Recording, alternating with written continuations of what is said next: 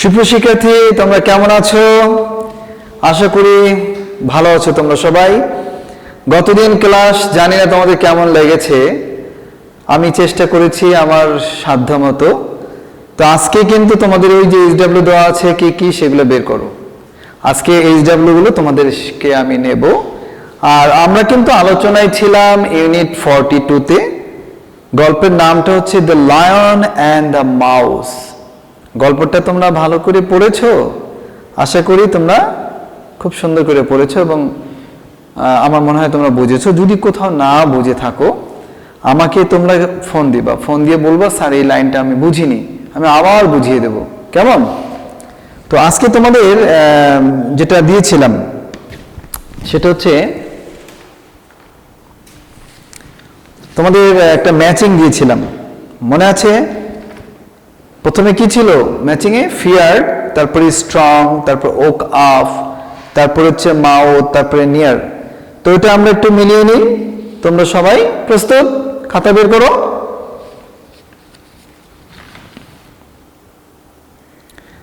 আচ্ছা, তাহলে দেখো, তাহলে আমরা একটু মিলিয়ে নিই, ঠিক আছে? তাহলে প্রথমে আছে কি? ফিয়ার্ড। ফিয়ার্ড মানে কি? ভয় পেল। এর সঙ্গে কোনটা মিলবে দেখো তো, কোনটাতে ভয় বোঝাচ্ছে? অবশ্যই দেখো 6 নম্বরে বিকেম অ্যাফ্রেড, অর্থাৎ ভয় পেল। তাহলে কি হবে? a plus 6। এবার দেখো স্ট্রং। স্ট্রং মানে কি? শক্তিশালী। দেখো তো কোনটা কলাম বি কোন ওয়ার্ডগুলো শক্তিশালী বোঝায়? পেয়ে গেছো তাই না? 5 হ্যাভিং মাচ স্ট্রেংথ মানে কি? অনেক শক্তি থাকা। যার অনেক শক্তি থাকে আমরা তাকে কি বলি? স্ট্রং। তাহলে এটা হবে বি প্লাস 5। এবারে দেখো ওক আপ। সিতে কি? ওক আপ মানে কি? জেগে উঠলো। দেখো তো কোন ওয়ার্ডগুলো কলাম বিতে জেগে ওঠা বোঝায়? পেয়ে গেছি 2 ওয়াজ অ্যাওয়েকেন্ড। ওয়াজ অ্যাওয়েকেন্ড কি? সে জাগ্রত হলো বা জাগ্রত হয়েছিল বা জাগ্রত ছিল। এবারে ডিতে আসো, মাউথ। মাউথ মানে কি? মুখ। আচ্ছা দেখো তো এটা কোনটা মাউথ বোঝাচ্ছে? কোন ওয়ার্ডগুলো? আমরা পেয়ে গিয়েছি 4, অর্থাৎ an organ for taking food inside. অর্গানটা কি? আমাদের দেহের একটা অংশ, মুখ একটা অংশ, নাক একটা অংশ। তাহলে অর্গান মানে একটা দেহের একটা অঙ্গ। আর এটা কি? ভিতর। ইনসাইড মানে কি? আমরা যখন খাবার খাই তখন তো এমন করে খাই না, আমরা হা করে ভিতরে দিই তারপরে আমরা গেলি, তাই না? তাহলে an organ for taking food inside, এটা বোঝাচ্ছে কোনটা? এটা বোঝাচ্ছে মাউথকে। তাহলে আমরা কি লিখবো? D plus 4। এবার আসো নিয়ার। নিয়ার মানে নিখুঁতে, কাছে। কোনটা বোঝাচ্ছে দেখো তো, কোনটা বোঝাচ্ছে? পেয়ে গেছি ক্লোজ টু। ক্লোজ টু মানে কি? কাছাকাছি, কাছে। তাহলে আমরা কি লিখবো? ই প্লাস 3। আমার মনে হয় 3টা উত্তর তোমাদের কারেক্ট হয়ে গেল, তাই না? এবার আসো আমরা ফিল ইন দি ব্ল্যাঙ্কসটা করি। চলো প্রথমে আমরা বক্সের বাংলাগুলো শিখে নিই। টায়ার্ড মানে ক্লান্ত, ভেরি মানে খুব, ওয়াজ মানে ছিল, ফিয়ার্ড মানে ভয় পেল, ইন মানে ভিতরে, কাট মানে কাটা, কাট মানে কেটে, কাট মানে হচ্ছে ধরেছিল, ক্যাচের ফার্স্ট হচ্ছে কট। Cinema, cinema. চলো দেখি কোন ওয়ার্ডটা সবচেয়ে উপযুক্ত সেটাই আমরা বসাবো। 1 month later the lion dash। কি হবে? অতীতের কথা, তাহলে ওয়াজ হবে। 1 month later the lion was walking in the forest। অর্থ কি? 1 মাস পরে সিংহটি বনের ভিতরে হাঁটছিল। তাহলে এ নম্বরে হবে কি? ওয়াজ। বি নম্বরে এ নেট ড্যাশ দ্য লায়ন।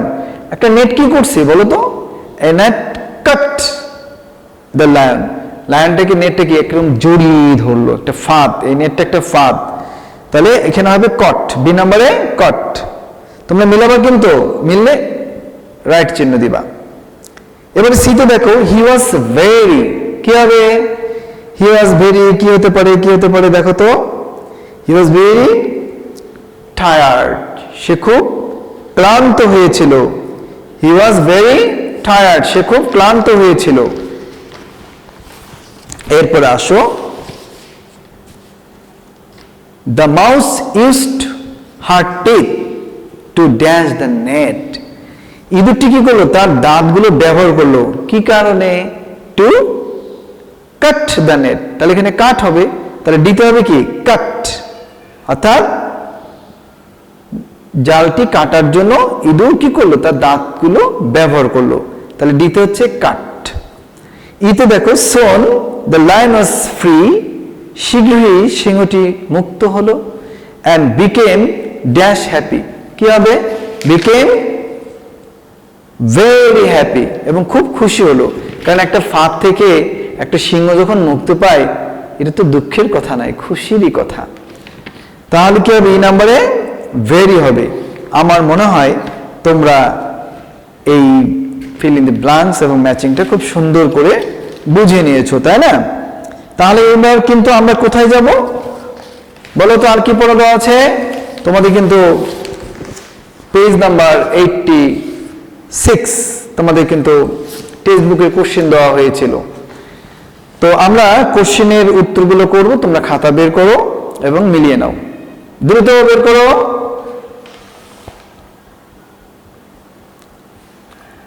হ্যাঁ, আমার মনে হয় তোমরা খাতা বের করেছো, এবং আমরা এবার উত্তরটা মিলিয়ে নেব।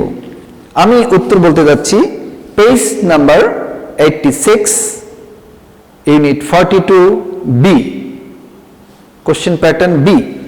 চলো আমরা উত্তরটা বলি। এখানে প্রশ্নটা ছিল, what was the lion doing at the beginning of the story.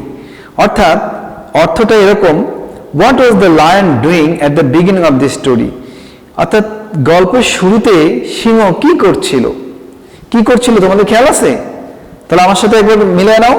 The lion was sleeping in the forest at the beginning of the story. তোমরা একটা চালাকি বোঝো, দেখো উত্তরটা কিন্তু এখানে অর্ধেক লেখাই আছে। The lion doing at the beginning of this, এই কথাটা কিন্তু তোমাদের এখানে লিখিয়ে দেওয়া আছে। তোমরা অল্প কিছু ওয়ার্ড খালি যুক্ত করো।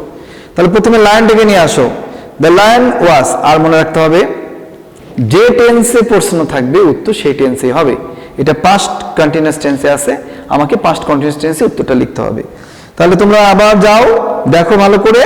তাহলে আমার সঙ্গে বলো, the lion was sleeping in the forest at the beginning of the story.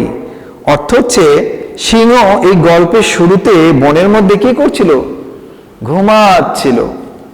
এবারে আমরা 2 নম্বর কোশ্চেনে যাব। What was the mouse doing at the beginning of the story. আচ্ছা, গল্পের শুরুতে, বিগিনিং মানে কি? শুরু। গল্পের শুরুতে ইঁদুর কি করছিল? তোমাদের খেয়াল আছে কি করছিল? চলো উত্তরে যাই। তাহলে তোমরা আমার সঙ্গে একবার বলো, the mouse was playing near the lion at the beginning of the story. অর্থাৎ কি হচ্ছে? দ্য মাউস ওয়াজ প্লেইং, ইঁদুর খেলছিল, নিয়ার দ্য লায়ন, সিংহের কাছে, সিংহের নিকটে, at the beginning of the story. এটা কিন্তু লিখিয়ে দেওয়া আছে প্রশ্নে। এবার 3 নম্বরে চলো। Why was the lion angry with the mouse? কেন সিংহ ইঁদুরের সাথে রাগ হলো? সিংহ ইঁদুরের সাথে কেন রাগ হলো? চলো উত্তরে যাই।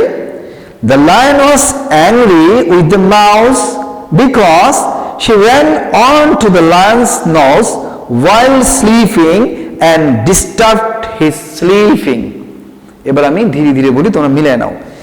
The lion was angry, সিংহ রাগ হলো, with the mouse, ইঁদুরের সঙ্গে। কেন? because, কারণ she ran on to the lion's nose. she ran on to the lion's nose মানে কি? সে দৌড়ে গিয়ে সিংহের নাকে গিয়ে উঠল। কখন উঠছে নাকের উপরে? while sleeping, যখন ঘুমাচ্ছিল, সিংহটা যখন ঘুমাচ্ছিল। তাহলে while sleeping and disturbed his sleeping, তাহলে সে কি করলো? যখন সে ঘুমাচ্ছিল এবং তখন তার নাকের ডগায় উঠেছিল এবং তার ঘুমটাকে সে নষ্ট করে দিল, এই জন্য সে রাগ হয়ে গিয়েছিল। তাহলে কোশ্চেনটা আরেকবার বলি। The lion was angry when the mouse sorry, the lion was angry with the mouse because she ran onto the lion's nose while sleeping and disturbed his sleeping. এবারে 4 নম্বর আসো। The mouse ran, sorry 4 নম্বর কোশ্চেনটাকে বলি, why did the mouse run onto the lion? কেন ইঁদুর সিংহের উপরে দৌড়ে গিয়ে উঠল? আবার বলছি, কেন ইঁদুরটি দৌড়ে গিয়ে সিংহের উপরে উঠল? কারণটা কি? চলো আমরা উত্তর জেনে নিই। The mouse ran onto the lion, পাঁচটা আছে, তাহলে রানটা কি হবে? ran হবে। The mouse ran onto the lion carelessly, carelessly মানে কি? অসতর্কভাবে। ছোট্ট ইঁদুর তো ও তো বুঝতে পারেনি, ও খুব খেলাধুলা, ইঁদুর মানে ও খালি দৌড়াদৌড়ি, খালি খেলাধুলা নিয়ে থাকে। তাই বলা হচ্ছে the mouse ran onto the lion carelessly because she was very playful. আমি বাংলা সহ বুঝিয়ে দিচ্ছি। The mouse ran onto the lion carelessly, অর্থাৎ ইঁদুরটি সিংহের উপরে দৌড়ে উঠল অসতর্কভাবে, বুঝতে পারেনি। বিকজ কারণ she was very playful, কারণ সে ছিল খেলামনা। অর্থাৎ প্লেফুল কাদেরকে বলা হয়? যেমন তোমরা সারাদিন খালি খেলা আর খেলা, এই যে তোমরা যে খেলতে চাও বারবার, যে বারবার খেলতে চায়, স্থির না অস্থির, এটাকে বলা হয় প্লেফুল। অর্থাৎ খেলার দিকে যার ঝোঁক বেশি তাকে বলা হয় প্লেফুল। এবারে 5 নম্বরে আসো। How did the mouse cut the net? কিভাবে ইঁদুর জালটা কেটে ফেললো? তাহলে চলো, the mouse cut the net, mouse জালটা কেটে ফেললো by using her sharp tip, by using her sharp tip, অর্থাৎ মাউস তার ধারালো দাঁত ব্যবহার করে জালটা কেটে ফেললো। তোমরা কি ক্লিয়ার? তাহলে কোশ্চেনগুলো আরেকবার আমি বলি, তোমরা মিলিয়ে নাও। 1 নম্বরে, the lion was sleeping in the forest at the beginning of the story. 2 নম্বরে আসো, the mouse was playing near the lion at the beginning of the story. 3 নম্বরে আবার যাও, the lion was angry with the mouse because she ran onto the lion's nose while sleeping, while banan WSILE, while sleeping and disturbed, DISTURBED, disturbed his sleeping. 4 নম্বরে আসো, the mouse ran onto the lion carelessly because she was very playful. 5 number, the mouse cut the net by using her sharp teeth. তোমরা একদম clear. এবারে আসো group work সিতে। Why do you think the lion let the mouse go? এর বাংলা কি জানো? কেন তুমি মনে করো যে সিংহ ইঁদুরটাকে যেতে দিয়েছিল? চলো আমরা উত্তরটা করে নেই। I think, আমি মনে করি, the lion let the mouse go, আমি মনে করি সিংহ ইঁদুরটাকে যেতে দিয়েছিল because, কারণ she requested him to leave her, কারণ সে তাকে ছেড়ে দেওয়ার জন্য অনুরোধ করেছিল। তোমরা কি clear? I think the lion let the mouse go because she requested him to leave her. আমার মনে হয় সিংহ ইঁদুরকে যেতে দিয়েছিল কারণ সে তাকে ছেড়ে দেওয়ার জন্য অনুরোধ করেছিল। তোমরা ক্লিয়ার? এবার আসো, why do you think, তুমি কি মনে করো, the lion was tired in the net? তুমি কেন মনে করো যে the lion was tired in the net, এই জালের মধ্যে সিংহ ক্লান্ত ছিল? কেন তুমি ভাবতেছো জালের মধ্যে সে ক্লান্ত ছিল? চলো উত্তরটা। I think the lion was tired in the net, আমি মনে করি সিংহ এই জালের মধ্যে ক্লান্ত ছিল because, কারণ he roared, সে গর্জন করেছিল, he roared, চিৎকার করেছিল, and moved strongly, খুব করে। strongly মানে কি? একটা জালের মধ্যে আটকে গেছে, ও এরকম ছুটাছুটি করছে, তারপর চিৎকার করছে, কি খুব টায়ার্ড হয়ে যাওয়ার কথা না? আচ্ছা, টু ফ্রি হিমসেলফ মানে কি? তাকে মুক্ত করার জন্য, তাকে সেটা থেকে নিজেকে বাঁচানোর জন্য। অ্যান্ড অলসো, এবং আরো, his legs and head hurt, তার পায়ে এবং মাথায় সে আঘাত পেয়েছিল। তোমার জালের মধ্যে থেকে একদম মাথা আটলাতে এরকম এরকম করছে, কষ্ট পেয়েছে, তো এই জন্য আঘাতও পেয়েছে। তো লাইনটা আরেকবার আমি পুরোটা বলি। I think the lion was tired in the net because he roared and moved strongly, strongly, to free himself, and also his legs and head hurt, hurt. এবার 3 নম্বরে যাও। Why do you think the mouse helped the lion? কেন তুমি মনে করো যে ইঁদুর সিংহকে সাহায্য করেছিল? কেন?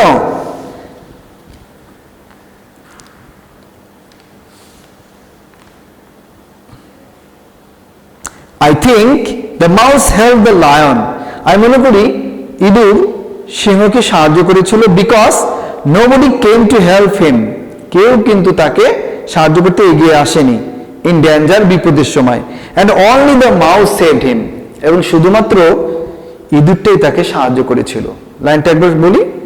I think the mouse helped the lion because nobody came to help him in danger, and only the mouse saved him.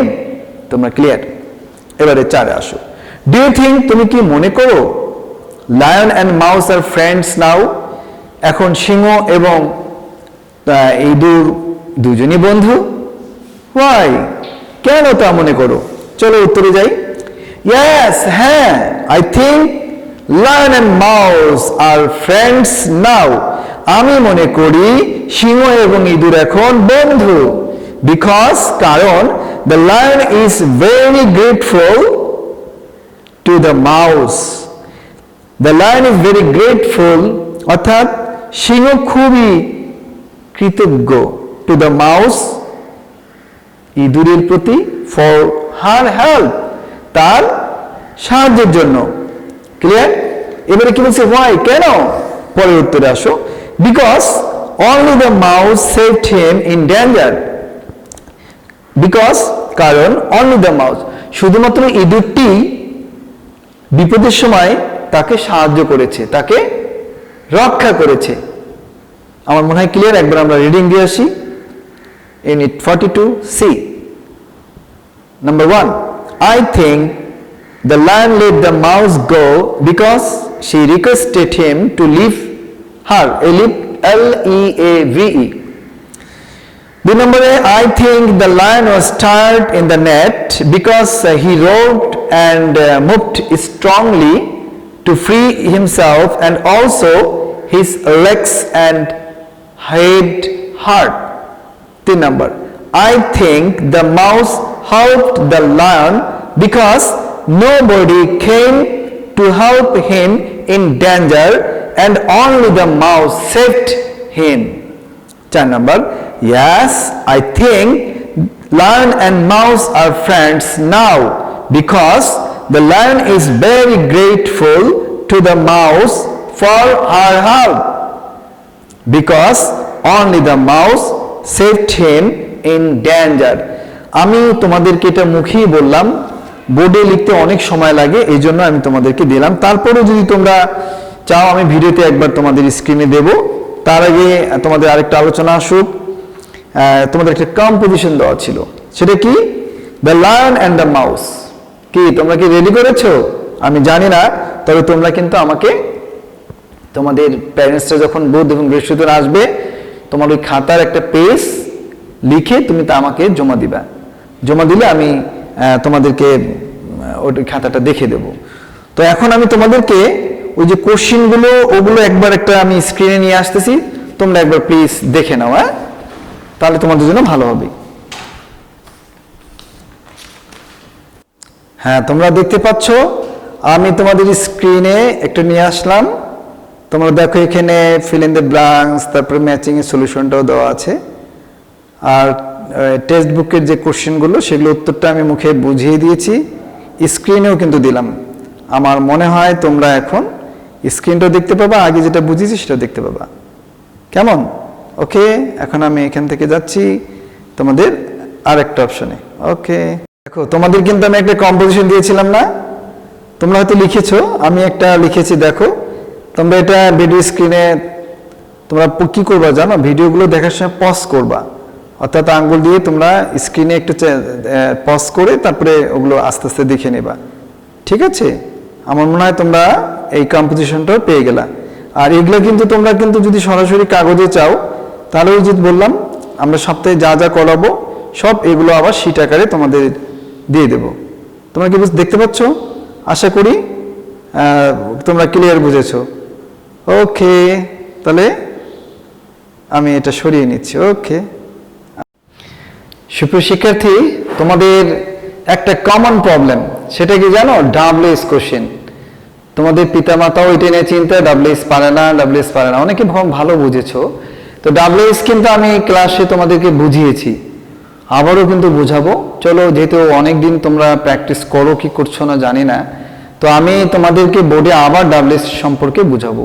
তার আগে তোমাকে বুঝতে হবে যে আসলে ডাব্লিউএস কোশ্চেনটা কি। আমরা দু ধরনের কোশ্চেন আমাদের এখানে রয়েছে।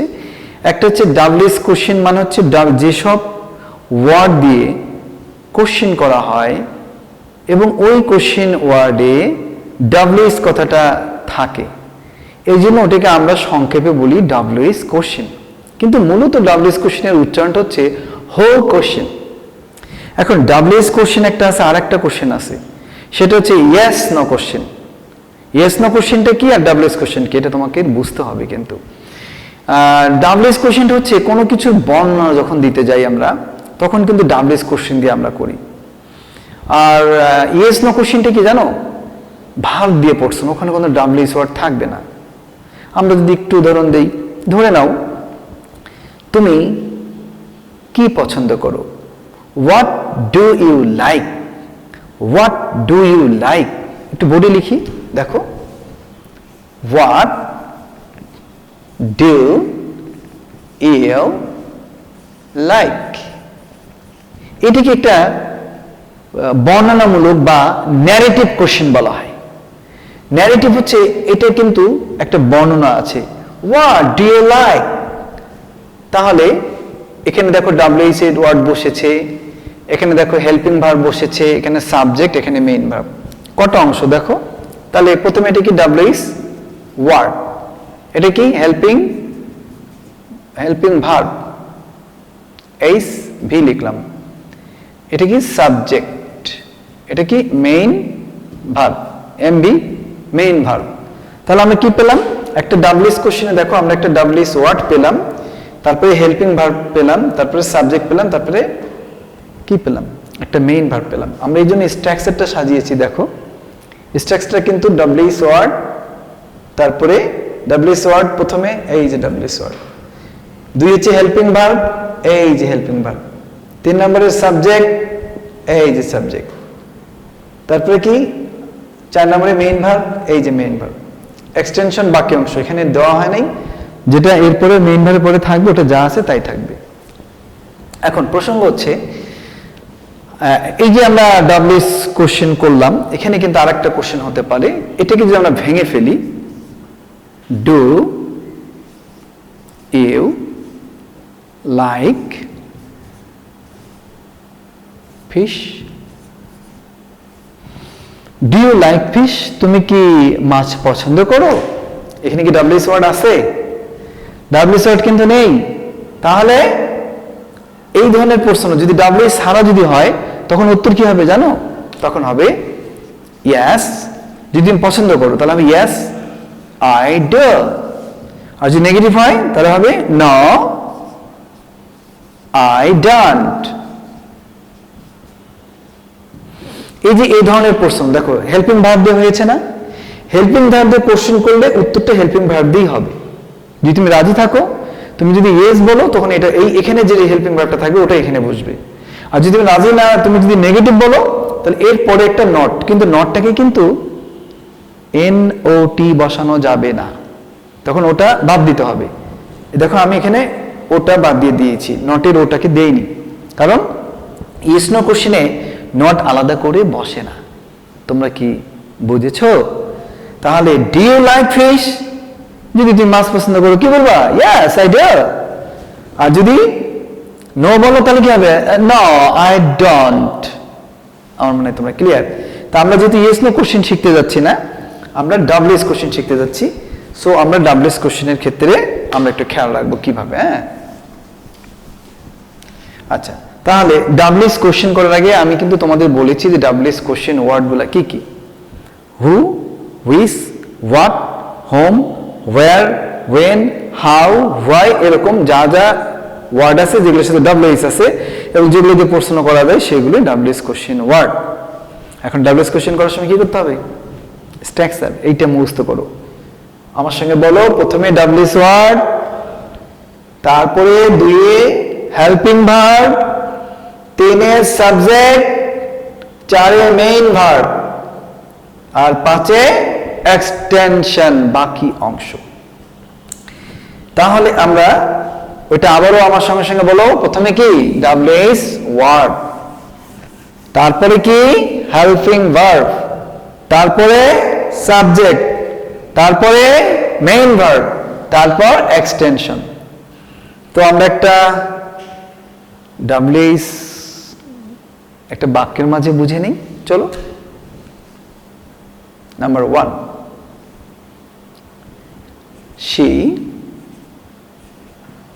likes fish.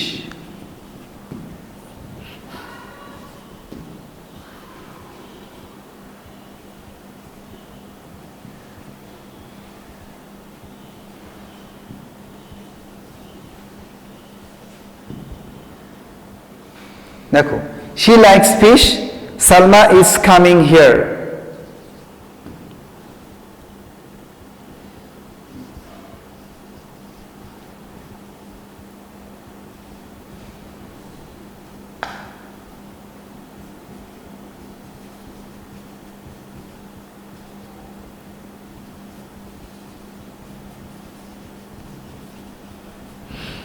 I went to Dhaka yesterday.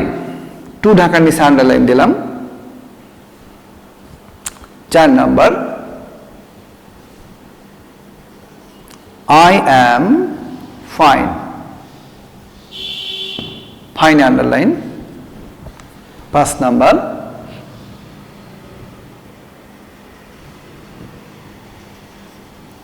she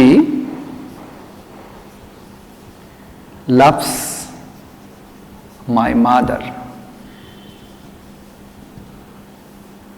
এখন আমরা করতে যাব। দেখো, she likes fish, ফিশে আন্ডারলাইন, তাহলে ফিশটা আন্ডারলাইন। এই ফিশ অর্থাৎ সে মাছ পছন্দ করে। আগে বাংলা করে দাও, সে কি পছন্দ করে? মাছ। she likes fish, সে মাছ পছন্দ করে। প্রশ্ন করো কি পছন্দ করে, তাহলে কি ইংরেজি কি? হোয়াট। তাহলে আমাদের প্রথমে ডাবলএস ওয়ার্ড নেব, তাহলে আমরা এখানে হোয়াটটা আগে দেব, হোয়াট। এরপরে কি হেল্পিং ভার্ব। তোমরা কি তোমাদের কি খেয়াল আছে যে মেইন ভার্বের সাথে যদি এস যুক্ত থাকে, ইএস যুক্ত থাকে, তাহলে কি হয়? হেল্পিং ভার্ব ডাজ হয়। তাহলে আমরা ডাজ বসাই, হোয়াট ডাজ। ডাজের পরে কি হবে? তাহলে আমরা 1 করলাম, 2 করলাম, 3 কি সাবজেক্ট। সাবজেক্ট কি আছে? শি। তাহলে হোয়াট ডাজ শি। এরপর কি হবে? 4 মেইন ভার্ব হবে, তাই না? মেইন ভার্ব কোনটা? লাইকস। কিন্তু এখানেই কথা, তোমরা অনেকে কি করো, এখানে ডাজ দাও, এখানেও এস যুক্ত করো। ডাজ বসলে মেইন ভার্বের সাথে এস যুক্ত হয় না। ডাজ বসলে মেইন ভার্বের সাথে এস যুক্ত হয় না, তাই না? তাহলে তোমরা কি করবা? What does she like. এই ভুলটা যেন আর না হয়। তাহলে ডাজ বসলে এখানে কিন্তু এস বেস উঠলো না, এটা কিন্তু উঠে গেল। এই যে এস ছিল, এই ডাজের কারণে এখানে কিন্তু এস যুক্ত হলো না, মনে থাকবে? আচ্ছা, এবার Salma is coming here. Salma এখানে আসছে, কার নিচে দাগ? সাবজেক্টের নিচে। তোমাদের মনে আছে যে সাবজেক্টের নিচে যদি দাগ থাকে, বাক্যের শুরু হচ্ছে সাবজেক্ট, আর যদি ব্যক্তি বোঝায় তাহলে হবে হু। ব্যক্তি বোঝালে কি হবে? হু। তাহলে আমরা 2 নম্বরের উত্তরটা কি হচ্ছে? হু। তাহলে কি হবে? Who is coming here. Who is coming here? তোমরা বুঝেছো? 3 নম্বরে আসো, উত্তরটা কি হবে? ওয়েন্ট টু ঢাকা ইয়েস্টারডে অর্থ কি? আমি গতকাল ঢাকায় গিয়েছিলাম। আমি গতকাল ঢাকায় গিয়েছিলাম। তাহলে এখানে টু ঢাকার নিচে আন্ডারলাইন। প্রশ্ন করো আগে, I went to Dhaka yesterday, আমি গতকাল ঢাকায় গিয়েছিলাম। প্রশ্ন করো, তুমি গতকাল কোথায় গিয়েছিলে? তুমি গতকাল কোথায় গিয়েছিলে? তাহলে ডাব্লিউএস ওয়ার্ড নেব, কোনটা হবে? হোয়ার। তাহলে আমরা নেব হোয়ার। তারপরে কি আছে? Helping verb. মেইন ভার্ব কি পাস্টে আছে না? মেইন ভার্ব পাস্টে থাকলে কি হয়? হেল্পিং ভার্ব ডিড হয়। কি হয়? ডিড। তাহলে ওয়ার ডিড, আচ্ছা ডিড বসলো। তাহলে আমরা কি ডাব্লিউএস ওয়ার্ড বসালাম, হেল্পিং ভার্ব বসালাম। এবার সাবজেক্ট কোনটা আছে? সাবজেক্ট আছে কি 3 নাম্বার না? তাহলে আই আছে। আইটা কি হয়ে যায়? আই থাকলে ইউ হয়। তাহলে ওয়ার ডিড ইউ। আচ্ছা এখানে কথা আছে, ডিড যখন বসে মেইন ভার্ব তখন কি হয়? V1 হয়, অর্থাৎ প্রেজেন্ট ফর্ম হয়। ডিড বসলে মেইন ভার্ব কি হয়? প্রেজেন্ট ফর্ম বা V1। তাহলে where did you go? Where did you go, to ঢাকাতে উঠে যাবে।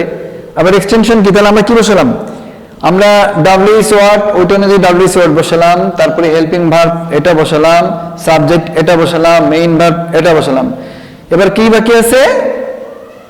ইয়েস্টারডে। তাহলে আমরা এখানে ইয়েস্টারডে বসিয়ে দিই, কেমন? তাহলে where did you go yesterday. 4 নম্বরে আসো। 4 নম্বরে কি বলছে? I am fine. আচ্ছা কখন বলি আমরা আই এম ফাইন? কেউ যদি তোমাকে বলে হাউ আর ইউ, এই তো সহজ একদম। তাহলে ইউ থাকলে কি হয়? ইউ, আই থাকলে ইউ হয়। তাহলে আই এম ফাইন কোন প্রশ্নের উত্তর? How are you. 5-এ আসো। She loves my mother. সে একটা জিনিস খেয়াল করতে হবে এখানে, মেইন ভার্ব। এখানে মেইন ভার্ব কোনটা? এইটা, এটা তো সাবজেক্ট। তাহলে মেইন ভার্ব যদি মেইন ভার্বের পরে যদি ব্যক্তি থাকে, কি বলছি? মেইন ভার্বের পরে যদি ব্যক্তি থাকে তাহলে হোম হয়। হোম মানে কি? কাকে। হোম মানে কি? কাকে। তাহলে আবারও শিখে নাও, মেইন ভার্বের পরে যদি ব্যক্তি থাকে তাহলে ডাব্লিউএস এ হোম হয়, WHOM। তাহলে আমরা কি করব? হোম। তাহলে হোম এই যে যুক্ত আছে, এই যুক্ত করলে কি হয়? ডাস। তাহলে হোম ডাস, হোম ডাস। সাবজেক্ট কি? শি। Home does she. আচ্ছা ডাস বসলে কি এস থাকবে লাভের? মোটেও না। তাহলে home does she, home does she love. S কিন্তু উঠে গেল। কি তো আমার মনে হয় তোমরা যথেষ্ট ক্লিয়ার। এখন দেখো ডাব্লিউএস করার সময় আমরা কি শিখলাম? আবারও আমার সঙ্গে একমত। প্রথমে কি হবে? ডাব্লিউএস ওয়ার্ড, ডাব্লিউএস ওয়ার্ড, ঠিক আছে? প্রথমে ডাব্লিউএস ওয়ার্ড, তারপরে কি হবে? হেল্পিং ভার্ব, তারপরে কি হবে?